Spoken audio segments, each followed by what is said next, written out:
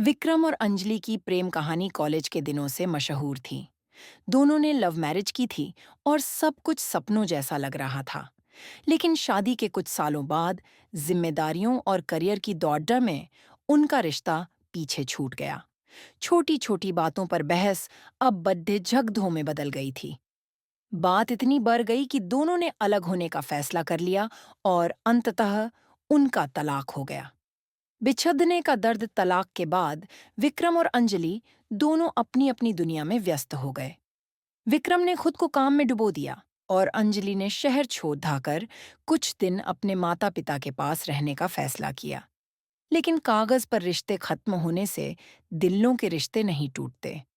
अक्सर रात के सन्नाटे में विक्रम को अंजलि की बनाई हुई कॉफी की खुशबू याद आती।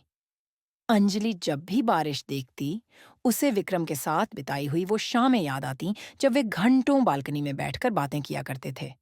दोनों आजाद तो थे, लेकिन अंदर से अधूरे महसूस कर रहे थे। उन्हें एहसास होने लगा कि उनका अहंकार उनके प्यार से बड़ा हो गया था। इत्तेफाक या किस्मत? करीब 2 साल बाद एक कॉमन दोस्त की शादी में दोनों की अचानक मुलाकात हुई। भीड़दाश में नजरें मिलीं और वही पुरानी चमक आंखों में लौट आई। शुरुआत में थोड़ी झिझक थी, लेकिन धीरे धीरे खामोशी टूटी। कैसी हो? विक्रम ने पूछा। जी रही हूं, अंजलि ने मुस्कुराते हुए कहा। तुम्हारे बिना थोड़ी मुश्किल है, पर आदत डाल रही हूं। उस एक वाक्य ने विक्रम का दिल पिघला दिया। उस शाम उन्होंने पुरानी शिकायतों पर नहीं, बल्कि उन पलों पर बात की जो उन्होंने साथ बिताए थे। उन्हें समझ आ गया कि उन्होंने एक दूसरे को नहीं, बल्कि उस वक्त के हालात को नफरत की थी। नई शुरुआत शादी के बाद भी वे मिलते रहे।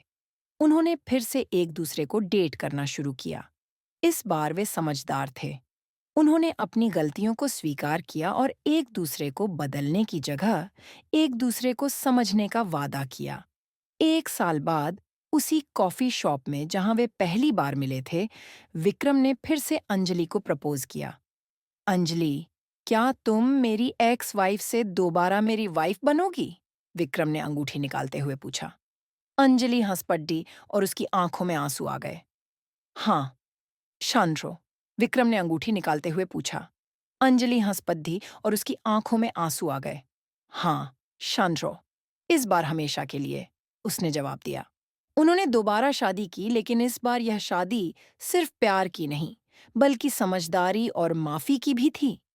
उनकी कहानी ने साबित कर दिया कि कभी-कभी सच्चे प्यार को भी दूसरा मौका चाहिए होता है।